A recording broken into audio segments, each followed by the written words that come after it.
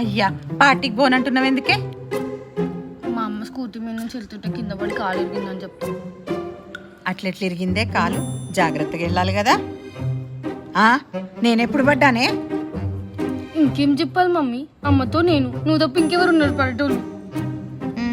బాధపడకు, రేపు నీ కోసం పడతలే గాని ఇవాళైతే పార్టీ తీసుకెళ్ళు.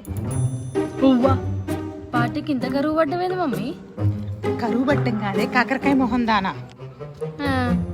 అక్కడ అందరూ సగం సగం తిని వదిలేస్తారు కదా, సగం సగం కూల్ డ్రింకులు దాకా వదిలేస్తారు కదా. గవేం చేస్తావు మమ్మీ? అవన్నీ కలిపి ఇంటికి తీసుకొని వస్తానే. అవన్నీ ఇంటికి తీసుకొచ్చి ఏం చేస్తావు మమ్మీ? అవన్నీ తీసుకొచ్చి మన ఇంట్లో ఉన్న ఐస్ క్రీమ్ కప్పుల్లో పోసి ఐస్ క్రీమ్ తయారు చేస్తానే. అబ్బా, ఐస్ క్రీమ్ ఎవరు తింటాడు మమ్మీ?